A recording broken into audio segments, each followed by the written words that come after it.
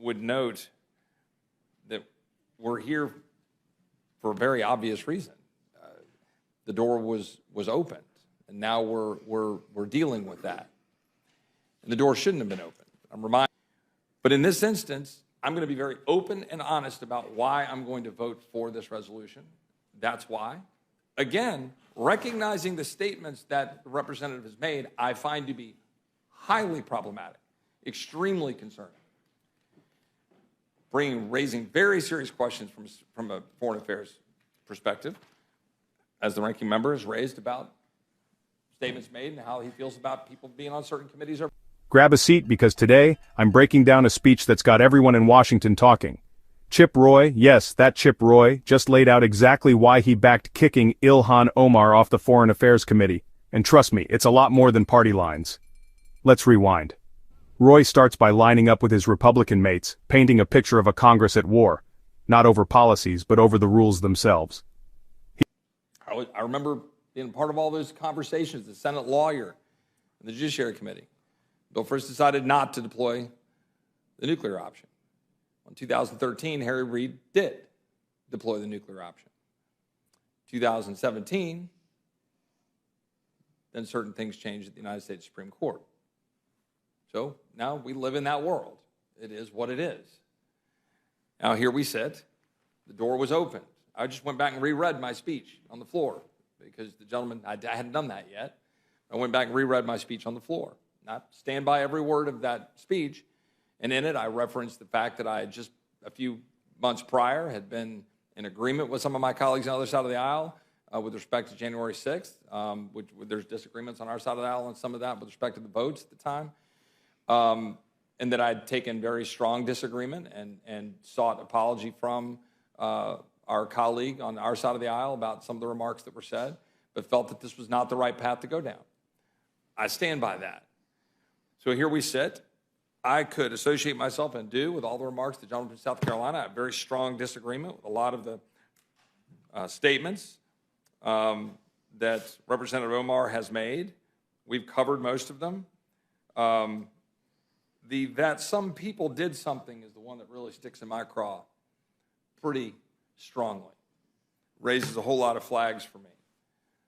I think there are significant amount of justifications to raise issues with respect to service on the Foreign Affairs Committee, but I would not go down this road.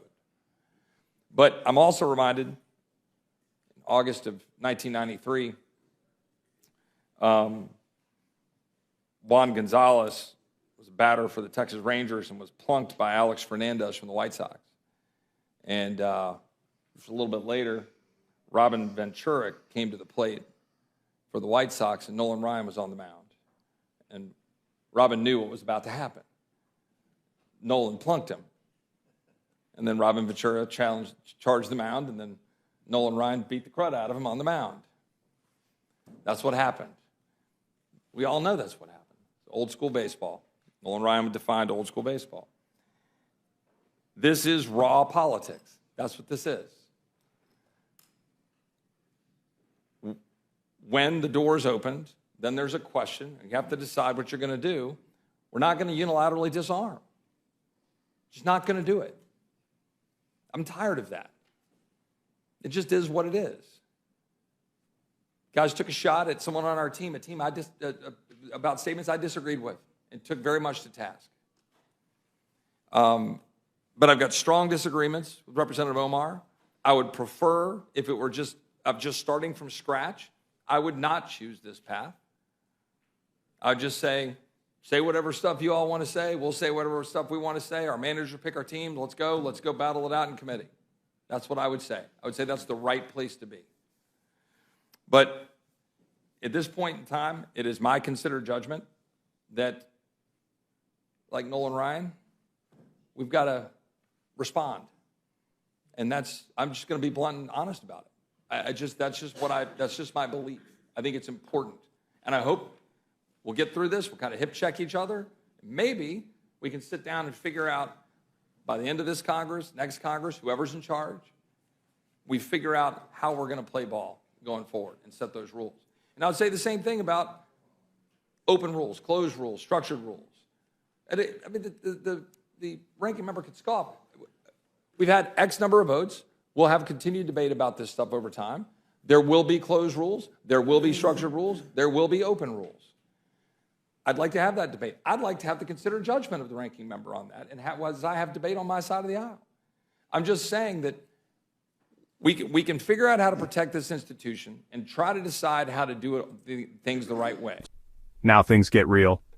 Roy brings up January 6th, says he once stood shoulder to shoulder with Democrats, but now he's drawing a line. And when it comes to Ilhan Omar, he doesn't mince words. Her "some people did something" line about 9/11s, he says, still gets to him. And that's why, in his mind, she shouldn't be on foreign affairs. Then he throws in a baseball story, a classic brawl. In 1993, Robin Ventura rushed the mound and Nolan Ryan, well, let's just say he handled it. Roy's verdict? Politics is the same. You get hit, you hit back. He admits it. This isn't about due process. It's pure politics and retaliation. If it were up to him, maybe he'd avoid all this, but the game's already changed. So, where does that leave us? With politics looking more like sport, old grudges shaping today's power plays, and everyone wondering when, or if, things get back to normal. If you found this breakdown helpful, give it a like, drop your thoughts below, and subscribe for more straight-up political analysis. Thanks for watching, and see you next time.